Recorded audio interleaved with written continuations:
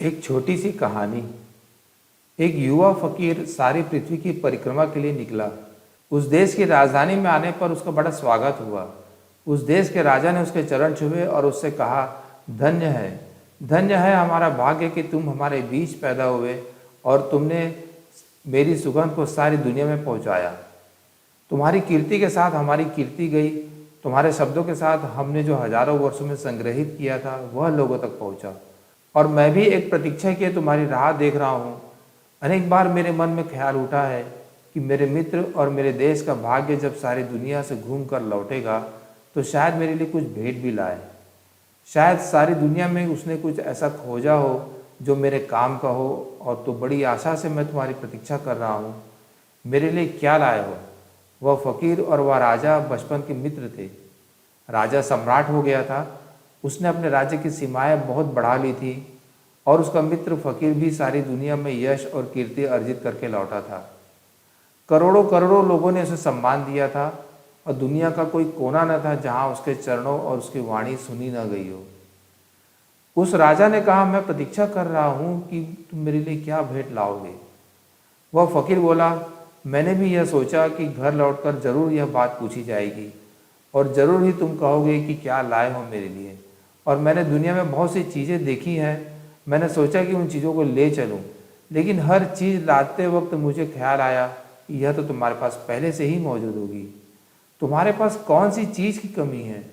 तुमने दूर दूर के देश जीत लिए, तुम्हारे महलों में सारी दुनिया की संपत्ति आ गई।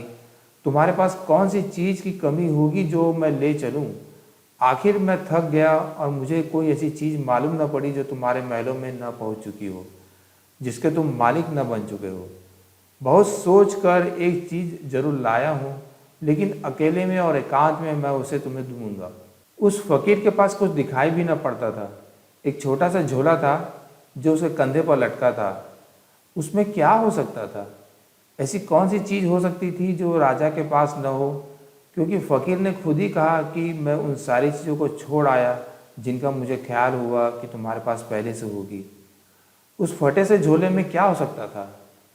बड़ी उत्सुकता और आकांक्षा से वह राजा उसे अपने महलों में ले गया। सारे लोग जब पीछे छूट गए तब उसने उस फकीर से कहा, निकालो, दिखाओ मुझे क्या लाए हो मेरे लिए। उस फकीर ने जो निकाला, आप भी सोच नहीं सकते कि उसने क्या लाया होगा। वह बस एक सस्ती सी और बड़ी अनूठी सी चीज़ लाया था। उसने अपने झोले में से यूं निकाला, बड़ी साधारण सी चीज़ थी। एक छोटा सा आईना था, एक छोटा सा दर्पण था, 4 पैसे का। और उसने उस राजा को वह दर्पण दे दिया। राजा ने उसे उलट पलट कर देखा और कहा, यह दर्पण लाए हो मेरे लिए? उस फकीर ने कहा, यह सबसे कठिन चीज़ मालूम पड़ी मुझे, जो राजाओं के पास में नहीं होती। इसमें तुम खुद को देख सकोगे। और दुनिया में बहुत कम लोग हैं जो खुद को देखने में समर्थ होते हैं, और जिनके पास बहुत कुछ होता है, धन, संपत्ति, यश, वे तो अपने को देखने में और भी असमर्थ हो जाते हैं। तो बहुत खोज कर यह दर्पण लाया हूँ ताकि तुम अपने आप को देख सको।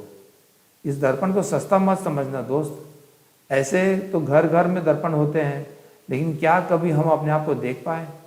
तो उस फकीर ने कहा, यह दर्पण इस याद के लिए मैं तुम्हें दे जाता हूँ कि जिस दिन तुम अपने आप को देखने में समर्थ हो जाओ, उस दिन समझना कि तुम्हें दर्पण उपलब्ध हुआ है। जमीन पर वे लोग कम होते जा रहे हैं जिनके पास दर्पण हो, जो खुद को उसमें देख सके और पहचान सके। कहानी का अंत क्या हुआ अभी तक उसका पता नहीं चल सका कि वह राजा अपने आप को देखने में समर्थ हुआ कि नहीं। बस इतनी ही कहानी सुनी गई है। इसके बाद का क्या हुआ इसका कोई पता नहीं है। उस दर्पण का क्या हुआ, उस राजा का क्या हुआ, कुछ पता नहीं। हम भी कोशिश करें अपने चित्त में एक दर्पण बनाने की, और कोशिश करें खुद को उसमें देखने की।